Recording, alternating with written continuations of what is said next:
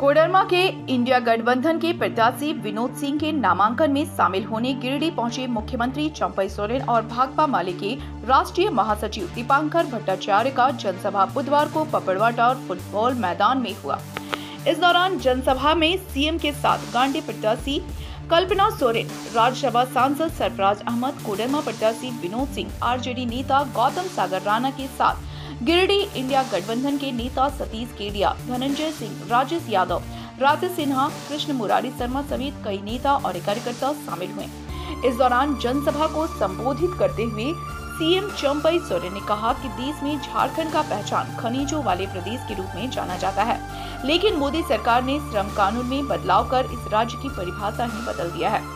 CM Soren ने कहा कि हेमंत सोरेन के जेल जाने के बाद वो खुद भी प्रयास में रहे कि हेमंत सोरेन की हर योजना सही से लागू रहे, ग्रामीणों को उसका वादा मिलता रहे। ग्रामीणों को उसका फायदा मिलता रहे और अबुआ आवास योजना को लेकर वो खुद भी सक्रिय हैं।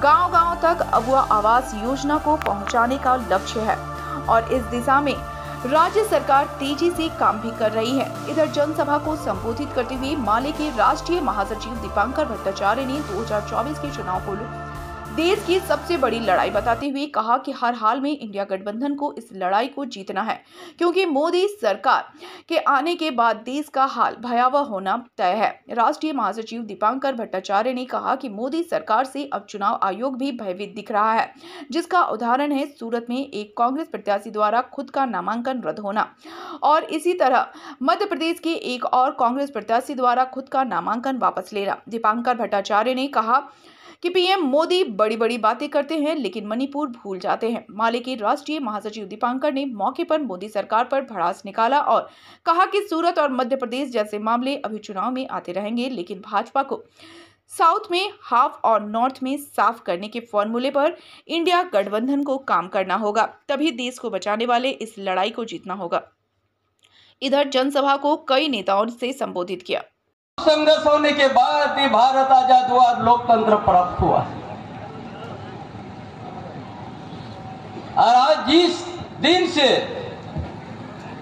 भारतीय जनता पार्टी सत्ता में आ गया, उसी दिन से ये अराजकता का माहौल देश में बन गया। मुट्ठी भर पूंजीपति को स्टैब्लिश करने के लिए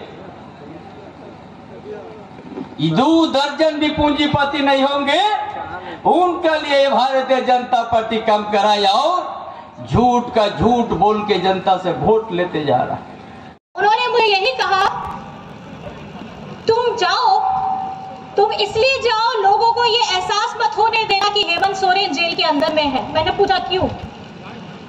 तुम वो एक दिया बन करके जाओ, वो ऐसा दिया जो हेमंत स्वरूप का एक रूप लेकर के आगे बढ़ रहा है।